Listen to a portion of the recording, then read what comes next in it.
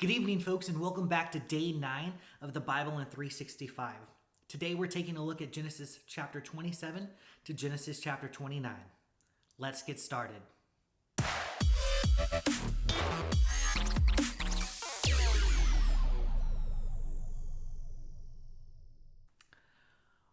All right, folks, so I hope you like family drama because that is what goes down in chapter 27, right?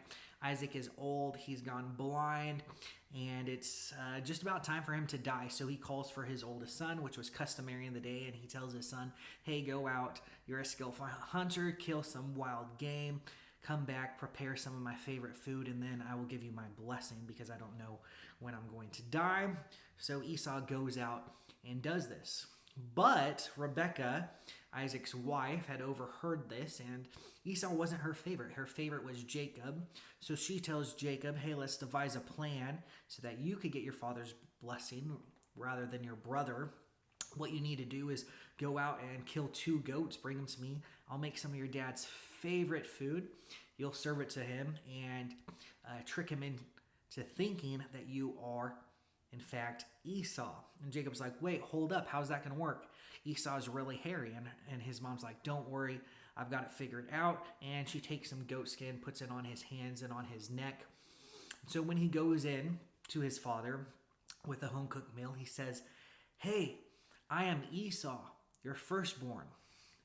And Isaac says, this is the voice of Jacob, but he feels his hands and his neck and says, but it is the skin of Esau. He's like, are you sure that you are Esau? And Jacob's like, yeah, I am Esau, your firstborn. And so Isaac gives his blessing to Jacob. Now, Esau comes in a few minutes later, goes in, serves his dad a meal, and says, hey, I am Esau, your firstborn. And Isaac's like, wait, I just gave my blessing. And Esau realized what has happened, and he gets so angry and furious because his brother had already stole his birthright and now has stolen his blessing. And so he wants to kill Jacob. Now, Rebekah, his mother, hears of this, and Jacob, being her favorite, says, I need to send him off so that he could be safe. And she tells him, go, run off, stay with my brother, with your uncle Laban, so that you will be safe. Now, it would be a little suspicious if Jacob just ran off. So his mother Rebekah goes to Isaac and says, it's about time that Jacob had a wife, but I don't like any of the women here, so I'm going to send... I don't like any of the women here. And so Isaac says, why don't you send him to your brother's family and let him find a wife there? And so Jacob runs off and goes to Laban to find a wife. Now, at this point in time, we see that Esau realizes that his father doesn't like the women of the land either. But that being said, Esau already has 2 wives from the land. So he goes out and gets a 3rd wife that isn't from the land, but actually is the daughter of... That's right, folks. It is the daughter of Ishmael, right? Ishmael, who was the firstborn of Abraham, the older brother, to Isaac, the son of Hagar, the quote-unquote mistake that Abraham had made. And so there's a lot of parallels between Ishmael, being the older brother who was robbed of his birthright and of his blessing, and that of Esau, who was the older brother who was robbed of his birthright and his blessing. These are not just mere coincidences, but they are significant that the biblical author tells us these things. All right, folks, so in chapter 28, we see that Jacob finally goes off. He's going to go to visit his uncle and to find himself a wife. Now, on his journey, he stops and he sleeps for the night in a place that eventually will be named Bethel. And it is here that he has his infamous dream, which is referred to as Jacob's ladder. And here the Lord appears to him in this dream. And Jacob sees angels ascending and descending from heaven.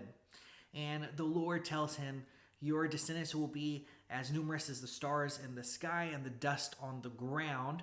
And we know that at this point, Jacob wasn't exactly following the Lord, but this is kind of a wake-up call for Jacob. In fact, at this point in time, Jacob then sets up a stone and anoints it with oil and says a vow. He says that if God is with me and will watch over me on my journey, give me food, clothes, then surely he will be my God.